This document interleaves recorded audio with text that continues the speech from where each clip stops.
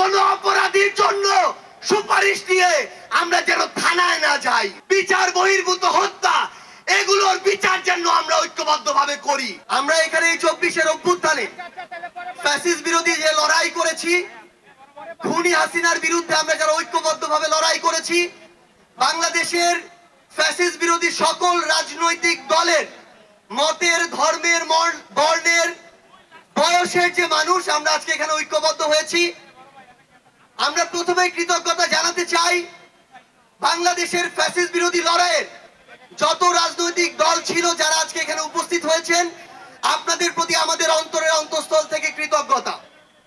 আমরা শুধু আপনাদেরকে একটা কথাই বলি, একটা অনুরোধ করি, আমরা বিশ্বাস করি যদি ওই 5 আগস্টে খুনি হাসিনা জান নিয়ে পালিয়ে যাওয়ার পরে আমরা এই বাংলাদেশ নিয়ে যে স্বপ্নগুলো দেখেছিলাম সেগুলো আমরা বাস্তবায়ন করতে চাই, তাহলে আমাদের এই রাজনৈতিক দলগুলোকে ঐক্যবদ্ধভাবে কাজ করতে হবে। আমাদের যে কোনো একটি বিষয়ের পক্ষে বিপক্ষে কথা থাকবে, যুক্তি তর্ক থাকবে, কিন্তু দিন শেষে যেটা দেশের জন্য, দেশের মানুষের জন্য মঙ্গলকর, আমরা সবাই যেন সেটাতে ঐক্যবদ্ধ হতে পারি।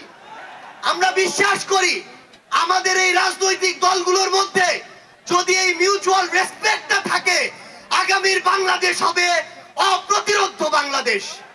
বাংলাদেশের সরকারি যত কর্মকর্তা কর্মচারী আছে তারা যেন আর তাদের দায়িত্ব পালন বাদ দিয়ে তোষামোদীর রাজনীতিতে লিপ্ত না হয়। আমরা অনুরোধ করি বাংলাদেশ পুলিশ নামক যেই প্রতিষ্ঠানটিকে খুনি হাসিনা ধ্বংস করে দিয়েছে, সেই প্রতিষ্ঠানটি যেন কাজের মাধ্যমে তার গৌরবটি আবার ফিরিয়ে আনে। আমরা আপনাদেরকে অনুরোধ করি সরকারি সকল অফিস আদালত যত কিছু রয়েছে, সে পুলিশ হোক, বিচারক হোক, আমলা হোক, দয়া করে জনগণ থেকে হাত পেতে ওই ঘুষের টাকা নিবেন না। দয়া করে জনগণের জন্য, জনগণের সাথে সামান্য স্বার্থের জন্য এই অন্যায়গুলো করবেন না। আমরা আপনাদের সামনে অনুরোধ করতে চাই এই রাষ্ট্রীয় প্রতিষ্ঠানগুলোকে খুনি হাসিনা নিজ হাতে ধ্বংস করে দিয়ে গিয়েছে। সকল রাজনৈতিক দলকে ঐক্যবদ্ধভাবে এই প্রতিষ্ঠানগুলোর সংস্কার করতে হবে।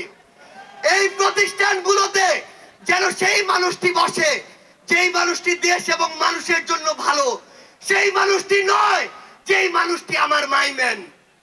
আমাদের একটি জিনিস লক্ষ্য রাখতে হবে, আমার সামনে আমার আহত যোদ্ধারা, আমার সামনে 16 বছর ধরে বিভিন্ন রাজনৈতিক দলের কিংবা নির্দলীয় যারা ফাইট করেছেন তারা বসে আছেন।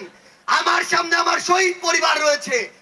এই প্রত্যেকটি গুম, খুন, বিচার বহির্ভূত হত্যা এগুলোর বিচার যেন আমরা ঐক্যবদ্ধভাবে করি। এই খুনি হাসিনার বিচার যেন আমরা ঐক্যবদ্ধভাবে করি।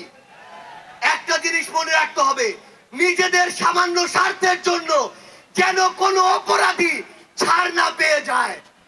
কোন অপরাধীর জন্য সুপারিশ নিয়ে আমরা যেন থানায় না যাই। কোন অপরাধীর জন্য সুপারিশ নিয়ে আমরা যেন কোনো বিচারকের কাছে না যাই। এই নতুন বাংলাদেশে ধ্বজভঙ্গ ওই শিক্ষার সিস্টেম গুলো, এই কারিকুলাম গুলো আমাদেরকে ঠিক করতে হবে। এই বাংলাদেশকে বাংলাদেশ পন্থী হিসেবে গড়ে তুলতে হবে।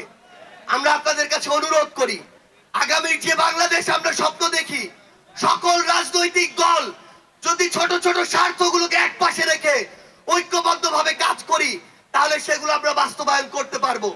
এই মঞ্চ থেকে আমরা যেন এই শপথটুকু নিয়ে যাই, এই ছোট্ট জীবন সৃষ্টিকর্তা যাদেরকে গুরুত্বপূর্ণ দায়িত্বগুলোতে রেখেছেন এগুলো তাদের কাছে আমানত স্বরূপ। আমরা যেন এই ছোট্ট জীবনে এত বড় দায়িত্বের আমানত গুলো দয়া করে খেয়ানত না করি। আমরা আপনাদের কাছে অনুরোধ করি আমাদের রাজনৈতিক দলগুলোর মধ্যে কেন্দ্র থেকে ওই একদম গ্রাম পর্যন্ত, রুট পর্যন্ত যেন নিজেদের ভিতরে সুস্থ একটি প্রতিযোগিতা হয়। দয়া করে যেন আমরা কাউকে প্রতিপক্ষ না মনে করি। আমরা যদি যারা বড় রাজনৈতিক দল রয়েছি ছোটদেরকে ধীরে ধীরে সামনে এগিয়ে যেতে না দেই, তাহলে আমাদের মধ্যে ধীরে ধীরে এমন একটি মানসিকতা আসবে যেই মানসিকতা হয়তো আমাদেরকে ধীরে ধীরে একটি স্বৈরাচারে রূপান্তরের দিকে নিয়ে যেতে পারে। আমরা যেন সব সময়, আমি সহ আমরা সবাই খুনি হাসিনাকে দেখে যেন শিক্ষা নেই। আমরা আপনাদের কাছে অনুরোধ করি, আগামীর বাংলাদেশকে আমরা ঐক্যবদ্ধভাবে গড়ব। এবং একটা জিনিস শুধু মনে রাখবেন, দিন শেষে দেশ এবং মানুষের স্বার্থকে সবার আগে রেখে যদি আমরা এগিয়ে যেতে পারি, তাহলে আমাদের কাঙ্ক্ষিত বাংলাদেশ সম্ভব। আপনাদের সাথে লড়াইয়ের রাজপথে অথবা বিজয় দেখা হবে। সব সময় বাংলাদেশের এই নতুন আজ যে পার্টিটি জন্ম নিতে যাচ্ছে, সেই পার্টির সাথে থাকবেন, সমর্থনে থাকবেন, দোয়ায় রাখবেন। আপনাদের সাথে আবারও দেখা হবে রাজপথের সংগ্রামে অথবা বিজয়ে।